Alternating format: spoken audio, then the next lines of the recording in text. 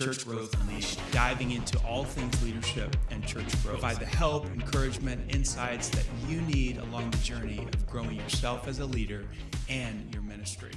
Well, welcome back to the Church Growth Unleashed podcast, where we talk about all things church growth. And you guys are in for a special treat today because in the studio for the first time, I have invited my best friend of 25 and a half years, my wife, Jackie Anderson. Thanks for joining us today on the podcast. Thanks for having me. And yes, you look beautiful today. And we're going to dive in today on the challenges of having a healthy marriage, maintaining a healthy marriage while you're also trying to grow your church. And so today, you guys we're gonna get into the nitty gritty today, down to the brass tacks, and talk about what it looks like. Because Jackie and I have been married now, as I just mentioned, for 25 and a half years. We've raised 3 children, still raising them. They are now adults, 23, 21, and 19. Did I get that right? Yeah, you did great. Okay.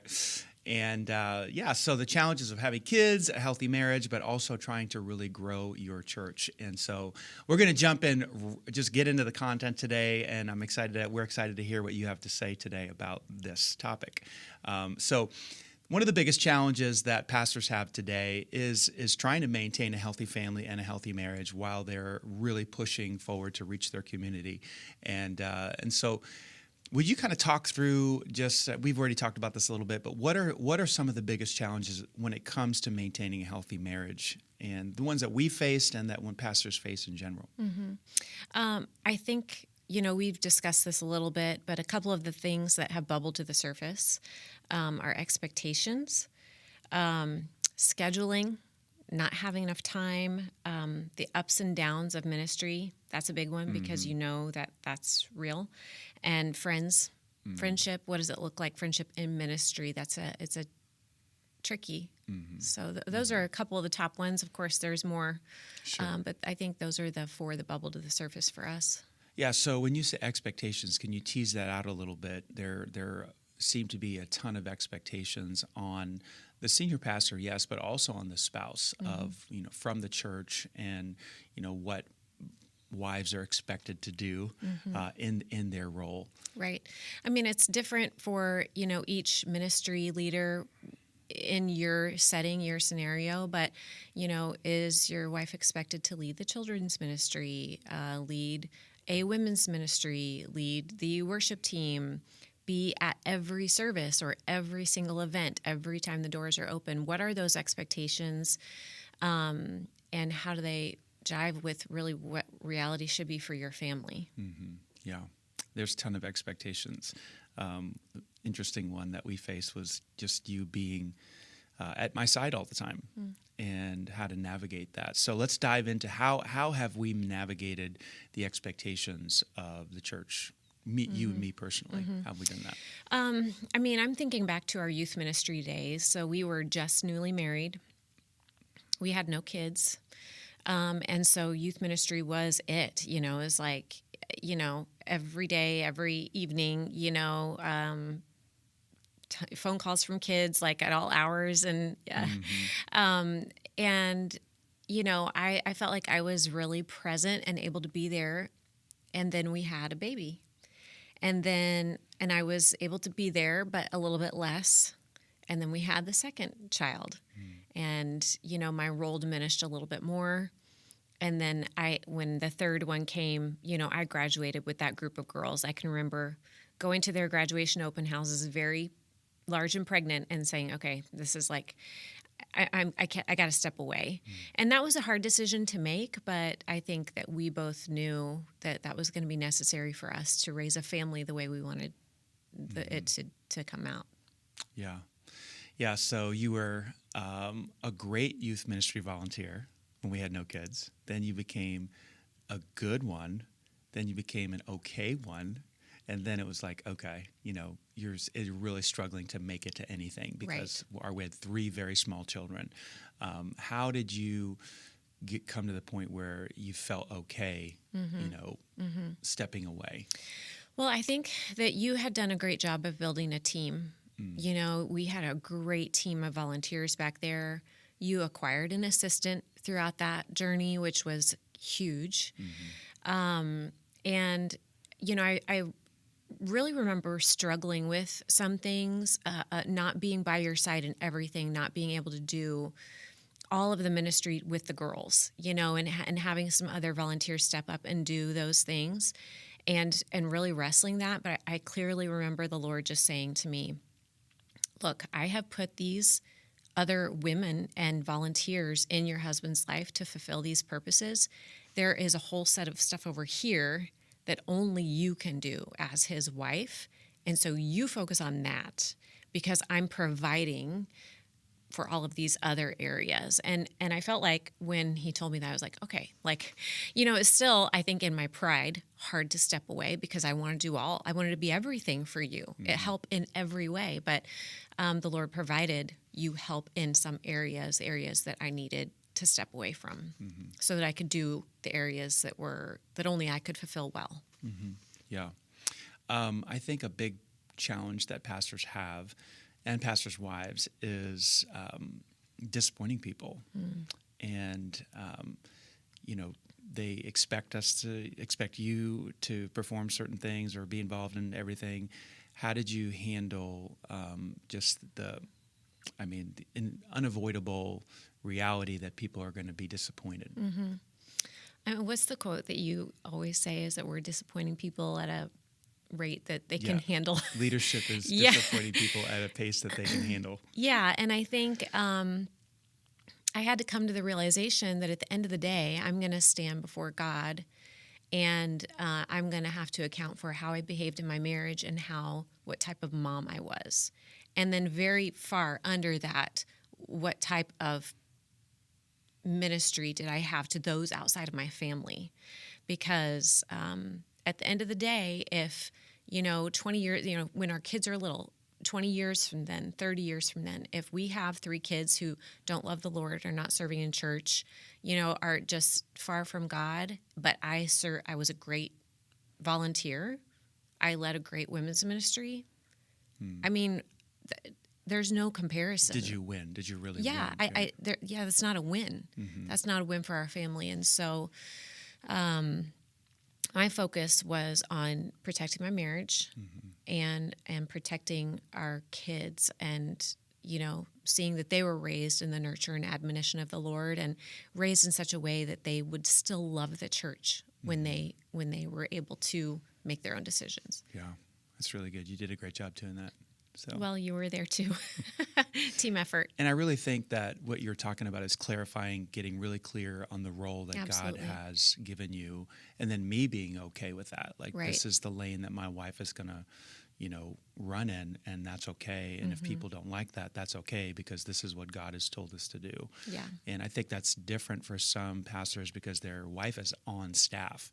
And so that creates another scenario where they're both working Right. on staff. And as long as you're clear on that role, and then you guys talk about, who's going to do what at home, that it can work. And I know pastors that work with their spouse. We've tried that one time. You want to tell our listeners how that worked out? Oh, it didn't go great. Am I a bad boss or something? Yeah, I think we were young in our marriage as well at the time, but I think, if the pastor's wife is called to full-time ministry in the church, that's what she needs to do. And they need to figure that out as a couple, what that looks like. But if she's not called to that, but still doing those things because of the expectations of others, then you have a problem. Yeah, that's a really good statement. That's good. I hope you guys wrote that down. Okay, so we have 3 kids. They're now young adults, and they're out of the house. And, well, we have one living in the basement, but he pays rent. Not quite market rent, but he's got a job. That's good. When they were younger, obviously they were busy. They had games, schedules, practices. They were very close together. Our life was a lot crazier when they were smaller. How did we navigate? Just share with our audience today how we navigated or tried to navigate the challenges of a crazy busy schedule of a family, and then also of a church that's growing and multiplying. Share some thoughts on that. Yeah. Well, I think that we really tried hard to have dinner together several times a week, that was really important. That was a kind of a line that I drew in the sand. Like, I need everybody home. We need to reconnect. We need to, ground ourselves as a family and have those conversations. So it wasn't all the time. And as they got older, it was harder, but we still made that important. I really tried to be home when our kids got home from school. I tried to be home when they left. I tried to be home when they got home. And that was a challenge work-wise, with all the other things I had going on. But I would say 80% of the time, I would try to make that happen, because I feel like if things happened in their day, I wanted to be the first one to read the look on their face and kind of help them navigate that, and see maybe who needed some extra support at whatever time. Yeah, and I would say, sorry to cut you off, but I would say that was probably one of the best functions or decisions that you made. You did it much better than I, because I wasn't home at 4:30 in the afternoon when they got off the bus, but just you being there for them and talking with them, having conversations with them about their day. It was probably one of the best things. Some of the sweetest memories, they will still talk about today, like, Mom, do you remember when we would all get off the bus and you would have peanut butter and Nutella, or you would have apples and Nutella ready for us with graham crackers, and you would read us the BFG, which is The Big Friendly Giant by Roald Dahl. BFG, if you've got little kids. But that they have that, like, it's a core memory for them, and I'm just so pleased that that was important to them. I hope that's something they can do in their homes as well. That's great. Okay, so what else? Crazy schedule. How did we navigate that? Well, I think date nights as a married couple, and telling our kids, like, look, we love you, but we love each other more. We're going to go did spend you hear time. That? That's good. Say that again. Yeah, we love you a lot, but we love each other more. We were here before you were. Yeah. And we got to protect this relationship. So we're going to leave you home with a great babysitter, and you can't come with us every time we go do something. So, and then having a weekly vacation, or I'm sorry, a yearly vacation that's a whole week long with no kids involved. No kids. We did that every year. And it's expensive, but so is divorce court and lawyers. Yeah. Well, and you know what? We were super blessed that there were a lot of people along the journey who said, hey, we have this condo. You are welcome to use it at any time. And we were not shy because we needed it. And so we took, different couples up on that opportunity many times. And so that really helped. You have to pay to get down there and pay to eat while you're there. But it was, when we were younger, it was really a gift to us to protect our marriage and spend that time together. Yeah, I would say also to pastors, don't be shy about that. If there's someone in the church that has a condo or a place to stay, your marriage, and you don't have the finances to always go away every year by yourself and hire a babysitter for a week or whatever, lean into that. Your church wants to bless you, and there are people that will do that for you. So don't shy away from that. Yeah. I think another thing that I wanted to mention is, I think something that we did to protect our family is that I kind of always took the position that me and the children do not have to be at the church every time the doors are open. Because I wanted them to grow in their faith, and I wanted them to have a great relationship with God and a great relationship with the church. And so I wanted church to be a place that they were excited to be at. I Not wanted like, them. we got to go baback again. Yes, I wanted them to love being there. And I would say around third or fourth grade was when it was like, okay, you're going to start serving. And so then the expectation was, you're going to attend a service, you're going to serve at a service, and you are going to, do the youth group thing, whatever that looks like in the current.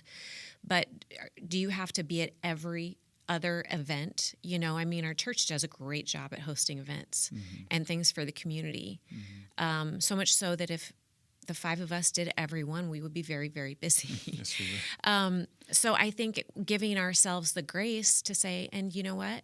We're not going to go, and I don't really care what everybody else thinks about that, because nobody else has to stand before God at the end of the day and answer for my family and my children and their faith. And I think you also had to make those decisions as well. that as the pastor, you are not going to be here every single night of the week at every meeting, every time the doors are open, every possible event. You can't physically do it. Mm-mm. It's not healthy. It's not healthy for you. It's not healthy for the family.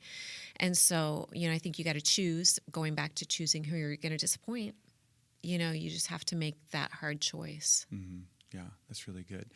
Something else that we have been really good at times and not so good at other times is communicating about the week. Like the schedule's crazy, and so you and I got into a really good habit of Sunday nights we'd get the calendar out, we'd get the schedule out, and we'd look at each night, each day, so that we would be on the same page. Yeah. I think that's a struggle for some pastors and just families in general. They're like two ships passing in the sea, and who's going where and who's driving where. And so talk a little bit about, if you want, about that weekly meeting that we had. It's usually on Sunday evening when we've kind of gotten through the whole week. We've, done Sunday morning, you've had your nap. Usually I've also had my nap, and we've just kind of chilled for the day, and now we're looking forward to the next week.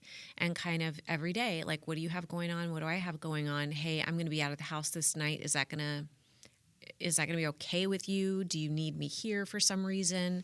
I think it also helps, and we do better at this at times than others, to kind of look at the month or like a month and a half at a time, because there are times when it's like, oh, did you see that you're like going out of town here, and then you have an elders meeting here, and then you're doing this extra thing here? Like, I have learned your rhythms and your like lids, or kind of your capacity of what you can handle. And so it allows me to step in sometimes and say, I think maybe, can you see about moving something or changing? Or you might want to think about that. So I think that really helps protect, because I feel like for so many years we get through a season and we'd be like, how did we let this happen again? Like, we're exhausted, we're depleted, we're out of the house all the time. We feel like we're running ragged. But like, how can that be? Like, you're in charge of literally the whole organization. We should be the ones to be able to say, like, no, like, he needs a break here, or these 5 days are going to be way too much. So let's shift some things. Scale it back. Yeah. And it just takes some looking at the calendar, thinking through. Yeah. And we just did that. Like, I just canceled my trip to Florida because of the craziness that's going on. We looked at the week and said, okay, this is too much. Yeah. I can't travel again. Right. So that's really good. So get that weekly meeting on the calendar with your spouse and talk through the week. So as I mentioned, we haven't always gotten this right. You just mentioned that as well. I think that's why something else that's important when it comes to the schedule is being flexible and showing lots of grace. Yeah, for sure. You want to talk about that a little bit? Yeah, I mean, grace covers a multitude of scheduling errors and things like that, but just having grace for those times when too much gets piled on, when I forgot to tell you, hey, we're going to my mom's for this thing, sorry, I didn't tell you. Grace for those sorts of things, and vice versa. Or if I forget, many times I've forgotten to tell you about, I have this other thing on Thursday, I forgot to tell you. And, that can easily become a point of tension and anger, Yeah. So. But I think that this fits here, is dealing with the healthy schedule, trying to maintain a healthy schedule, is that I have a really great relationship with your assistant. That's huge. And that has been so wonderful.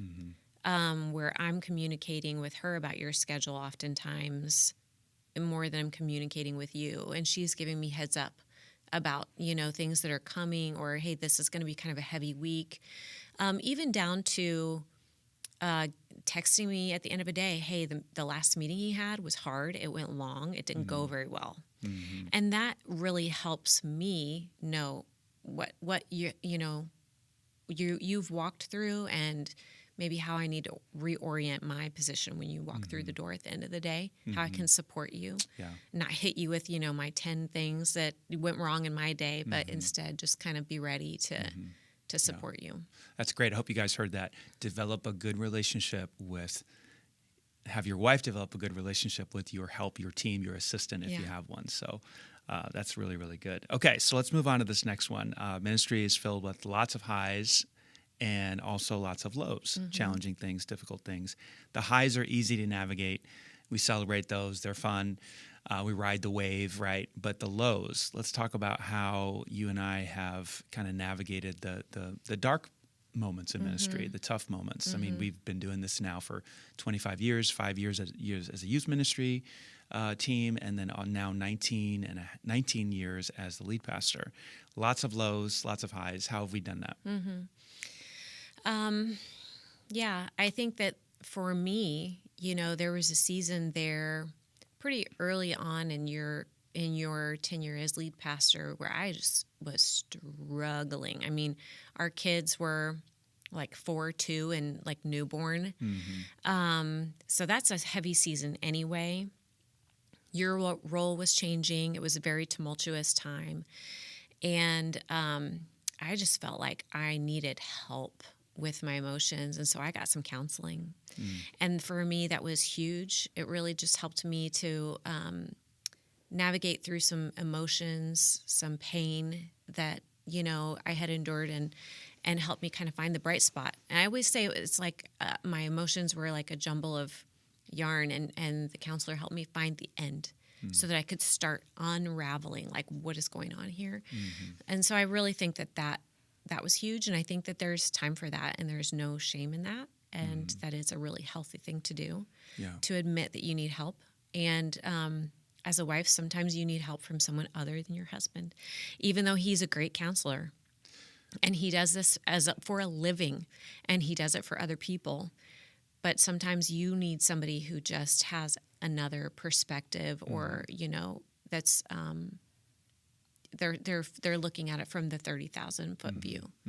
Yeah, and they don't have skin in the game, Right. I made this mistake early on when you brought it up, seeing a counselor, and this is for lead pastors here, senior pastors. Like, I did not want you to see a counselor. I resisted it. I thought, you don't need one. I'm here. I can fix it. I mean, just talk to me. And that was the wrong move. And I'm glad. I don't know how I kind of shifted from that, or what I heard, or somebody said something, but I was like, that's not right. We are the lead pastors. We do counsel people. We do help people, but there's a time where your spouse needs outside, insight. And so I remember coming to peace with that, and it's one of the best decisions we made, but it was hard because it was my ego, my pride that got in the way. So I'm glad we worked through that. So how else? So the lows, that they can be dark. How else have you kind of navigated that? Well, I think having your time with God is huge. I mean, obviously it is the basis, foundation of growing your faith. But it's also the foundation of keeping your faith when things get hard, and, staying grounded, looking in the Word every day for, God, what do you have to say to me about this? God, how can you speak to me about this? And maybe not even like that, but God, what, show me yourself through your Word, and how you've been faithful to your people, even if maybe I'm not hearing you say anything about this specific question that I have or situation that I'm in. Show me how you've been faithful to your people for generations, and remind me and meditate on that truth. So I think that's huge.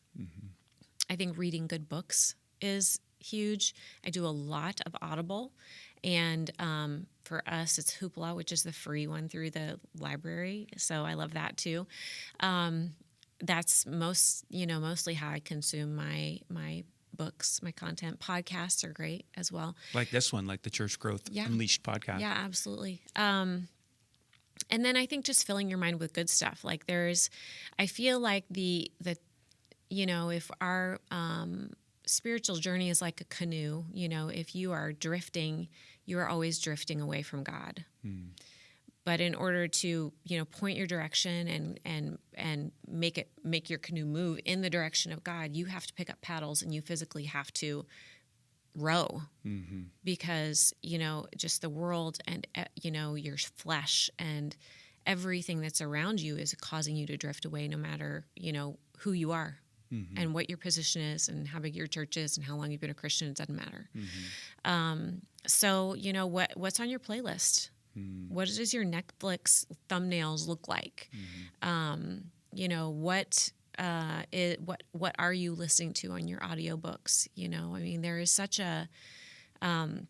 so much content out there right now for women that is acceptable, that just blows my mind in the form of television shows and books, fiction books. And we really have to be careful of what we let our mind consume, because it does influence you. What's this is kind of maybe a little bit off script here. I don't want to throw you off too much, but something right now that you're consuming book-wise that's really blessing you and encouraging you. I just finished Joyce Meyer's Battlefield of the Mind, which hasn't been my first time through it. I kind of feel like that's an every year read. So I really enjoyed that. I've been enjoying Allie Beth Stuckey's podcasts, been kind of going through those. I really like a lot of the things that she has to say. Trying to think of what else. Those are aren't you also doing the Bible recap? Oh gosh, I love the Bible recap. Tara Lee Cobble, she's amazing. So sometimes I listen to that in a podcast, but I like to read what she has to say in the book, because it helps me stay off my phone in the morning when I'm spending my time with God. So no, that has been so. Right now we're in Leviticus, and it's hard. There's just lots of rules and feasts, and things about what you can eat and what to do when you have an infection. And it's like, oh gosh, but when you have something, a supplement to help, kind of guide you through that. That's why I love the Bible recap, because she takes that reading and helps you really find God in the reading, and find, a way that it can apply, or we can be grateful or find joy in the Lord today, because He is where the joy is. That's good. Okay. So, it's no secret that, I've said this, many other pastors have said this, ministry can be a lonely thing. You need friends, but it is really challenging in ministry to have solid friends because of the position you're in, the expectations that come with that. People, a lot of times, we either expect you to be more than a normal person, and then sometimes if they see you as a normal person, they're critiquing you. So it can be really challenging. We have certainly had our ups and downs with friendship. Our church went through a transition, 2006, 7, and 8, and lost a lot of people that we didn't think we would lose, lost a lot of friends. That was particularly challenging to you as I walked alongside you during that time. Share a little bit of your journey with our audience today about friendship and how you've navigated that, the wounds, the hurts, the ups, the downs. Yeah, there was so much grief for a couple of years there. And like I said, we had small children. I can specifically remember, having friends that we had made as a young couple, and then we had a church transition, and we lost a lot of those people. And so I thought, okay, well, I can't make friends with people who aren't on staff, so let me make friends with people who are on staff, with the other staff wives. So then I spent a couple of years really pouring into that. And then I realized, oh, wait, staff members leave too.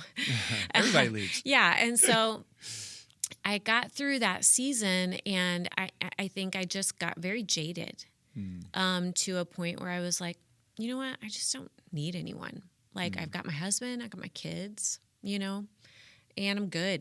Like, I've got God, and I'm good. Like, it's just like my kids are my small group. And I've got my relationship with my husband, and I don't really need any girlfriends. And I spent, I don't know, a long time there, 4 or 5 years maybe, in that place of isolation. It was really hard, and it was a struggle to watch other women thrive in friendships and relationships and feel like there was not a place for me there. Even groups who would invite me out, and then some of them stop coming to the church, and so then they stop inviting me out, but you still see on their social media feed they're still getting together. You just didn't get the invitation. That's hard. I don't care how old you are. It sounds like a middle school girl thing, but one of my good friends says there's a middle school girl deep down in every one of us, you know? Even men. Yes. Yeah. I mean, that person raises their head every once in a while. You just saw it a couple weeks ago when I couldn't figure out what to wear. Yes. You know, I mean, sometimes it happens and you're like, what was that? You know, but anyway, I digress. So I spent some time in that season, and then God really sweetly brought a friend into my life, and she was persistent. She pursued me. And at first I was like, what? Like, why does she keep texting me, wanting to go on walks, you know, wanting to work out with me? Like, you know, just she's very persistent. And, you know, I finally gave in and I engaged in that relationship. And she, I always say, kind of like loved me back to life. She kind of woke up in me that need and the desire for female friendship. And she had been in ministry in the past and so knew, you know, a lot and had a lot of understanding and compassion and was a great listener. And we just spent many, many hours walking, talking, you know, doing things side by side. And it was refreshing. And the Lord just really sweetly blessed me with her friendship and used her in my life. And then I felt a time when he very specifically said to me, okay, look, like this is what I have for you. And what I need you to do is I want you to love the people I put in your life for the time that I have placed them there. And then outside of that, don't worry about it. If they leave, they leave. I've got somebody else for you. If they stay, awesome. You know, but quit worrying about going into every relationship guarded and worried about, oh my gosh, like, are you going to stay here for 3 years, 4 years? And then my husband's going to say something or make a, you know, a stance that you don't agree with. And then you're out the door and then I've lost another friend. We get to the point where I would be angry with you for being firm on positions because I'm like, oh, great. Now here's, you know, a couple friends I'm going to lose again. Right. But I feel like there has been a lot of freedom in that. And God has kind of worked on me now to be that friend in a relationship. So not what can you give me, but how can I bless you today?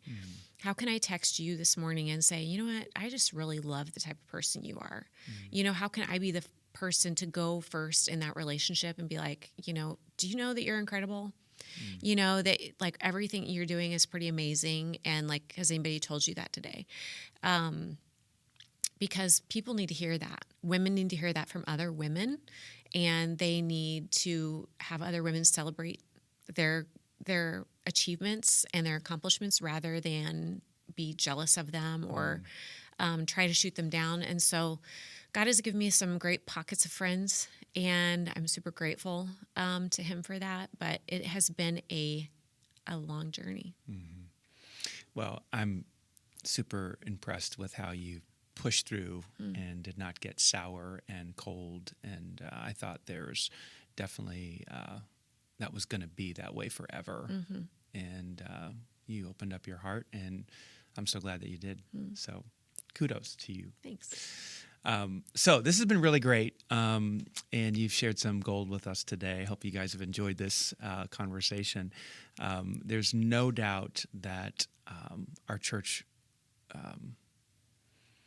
would not be where it is today without you, without our marriage, without the health of our family, because I could not, and you know this, and I think every lead pastor out there knows this, there's no way that you could, you know, lead a healthy church if your home is not healthy and your marriage is not healthy. And so we have prioritized that. You have prioritized that. I have made that the most important thing other than my relationship with God. And so I want to encourage you pastors out there, like your first priority is to lead your family, to love your wife, to figure out, you know, how you're going to do life together and do it well and raise good kids that love the church, that love God. And so hopefully we gave you guys some insights today on how to do that. We haven't done it perfectly. We're still doing it. We're still, we're not all the way through, but this has been really good. Do you have any like final closing thoughts that you would share with our audience today? Yeah, I think that early on in our marriage, we went to like a family life marriage conference or something. And I specifically remember, we were newly married, so we were arguing a lot, going through a lot of issues. But I clearly remember the speaker saying, that the enemy, he comes to steal, kill, and destroy. And if the enemy would like to have just one person, then that's a win for him. But what about when that one person is joined together with another person who loves the Lord and is following him and seeking his will? And then what if those two people then have a family? How much more is the enemy going to go after that? And then to take it a step further, what if those people and that family are in full-time ministry? And now you've got hundreds, maybe thousands of people who are being led. Like, you have a target on your back. And the enemy wants you and your family. The enemy wants the pastor's wife. The enemy wants each one of your kids. And he's going to try to get in there whatever way he can. And when I made that connection, it was like, okay, like now we're like, I'm Mama Bear. Like, no, you're not having my kids. No, you're not having my family. And when we would start to argue, it would give me the Lord would use that and be like, hang on, who's the enemy here? Is your husband the enemy? No, you have an enemy. And right now you're opening the door and you're letting them come in. So, close the door, submit, apologize, get on the same page, humble yourself, whatever the thing is, and get back on track because you have to keep that door closed, keep the enemy out. And so that has been huge for me to be able to just kind of navigate some of the difficulty and the difficulties of family and the difficulties of marriage is just remember who the real enemy is here and what is really at stake. We can really easily get led to believe that it's all about us and that somehow this story is about, am I happy? Are my needs being fulfilled? Am I getting what I want? And God is like, there's a bigger story going on here. You're just a very small part of it. I want to use you, but you have to submit yourself to me in every area, and then I can use you to be part of the story. So. Yeah, that's really good. Man, I hope you guys grab that and receive that message today. I think if you've been watching the podcast, listening to the podcast, now you know the real reason why our church is successful because of this woman right here. So thank you for being on the podcast today. You are wonderful. You're awesome. You're a rock star. And I hope you guys have enjoyed this. As we wrap up, last thing I want to say is we have the Church Growth Unleashed Conference coming up September 16th and 17th. You're not going to want to miss that. We have Ed Newton, who's going to be one of our keynote speakers from Community Bible Church. Also, Kyle Idleman's going to be coming. He's going to be speaking, author of Not a Fan. You guys have probably heard of that book. My friend Ryan Mayer, who leads the social media department for Life Church, small church in Oklahoma. He's going to be talking about how to leverage social media to grow your church.